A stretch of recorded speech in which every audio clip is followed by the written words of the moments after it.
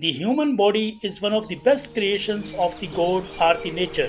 It is the duty of us, the humans, to keep this body healthy because a healthy mind resides in a healthy body, and a healthy mind enables a person to think positively.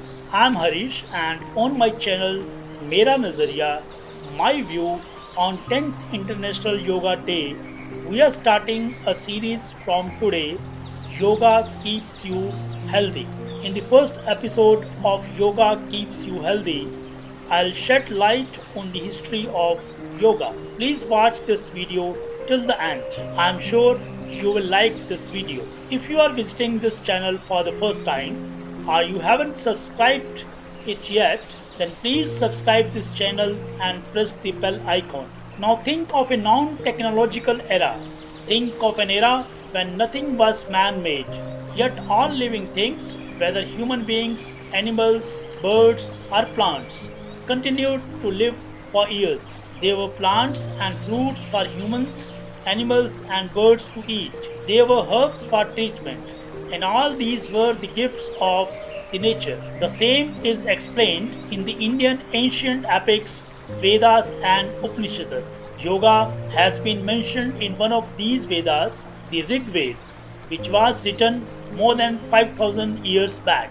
The oldest known comprehensive book on yoga is the Yoga Sutras of Patanjali. It is believed that the sage Patanjali wrote this book in the 2nd century AD. The word yoga in Sanskrit is yuj, which means to join or to unite. Here, union means the union of mind and body. Mythologically, it is also known to be the joining of body and soul with the God. And here, God means your inner strength. This is real yoga, the actual yoga. The credit for promoting yoga in the daily life of man goes to Indian saints Shankaracharya, Tulsidas, and Purandar Das in ancient times. Maharishi Ramana, Ramakrishna Paramahans, BKS Iyengar, Pattabhi Jois, Paramahansa Yoganand, and Vivekananda spreaded yoga to the western and the other parts of the world in the modern era.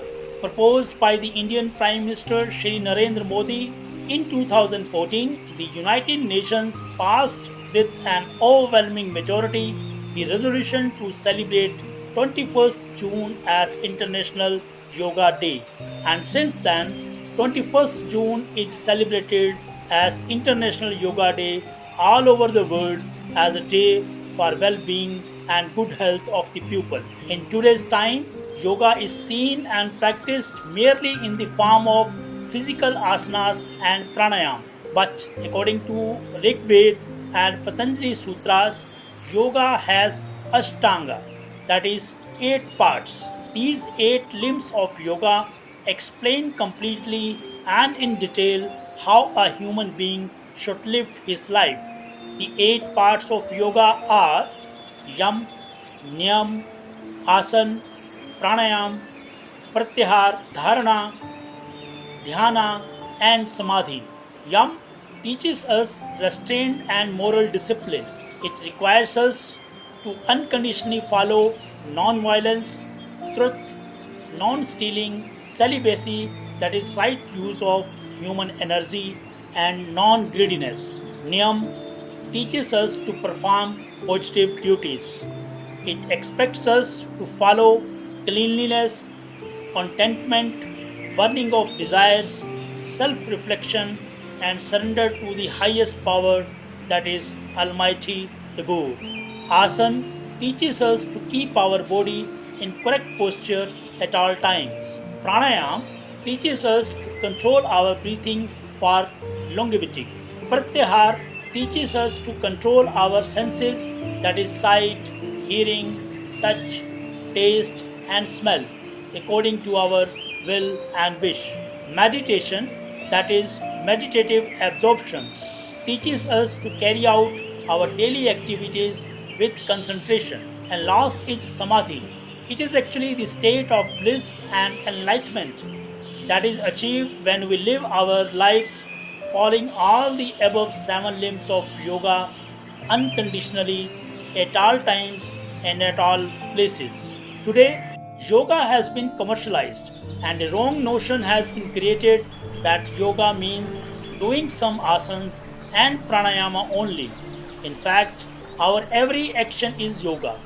But to live a divine life, we must do every action according to the principles of yoga, as was done by great people like Vivekanand, Guru Nanak Dev, Sai Ram, Jesus Christ, Pope Francis, Prophet Muhammad, Moses, Dalai Lama, Saint Augustine, Mother Teresa, and Mahatma Gandhi, etc. Although it may seem difficult to practice and follow all the limbs of yoga in this Kali Yuga and materialistic age, but it is never impossible if we move forward step by step and make a firm resolve to reach the maximum, if not the peak. My association with yoga dates back to school days, which mainly consisted of asanas, pranayams, and other exercises, kriyas of the yoga, which I took up as a sport in school and college. But I have always tried to follow the teachings of other limbs of yoga in my daily life, and I'm still doing so. According to my belief and my point of view, God or the Almighty is within us. If we want to reach God, we will have to conquer ourselves, and this is possible only by following the teachings of all the 8 limbs of yoga. I hope you might have liked this video. If yes, then please like it. In the next episode of Yoga Keeps You Healthy, you will know about the method and benefits of deep breathing. So, wait for my next video. Wishing you good health and peaceful mind. Thank you and goodbye.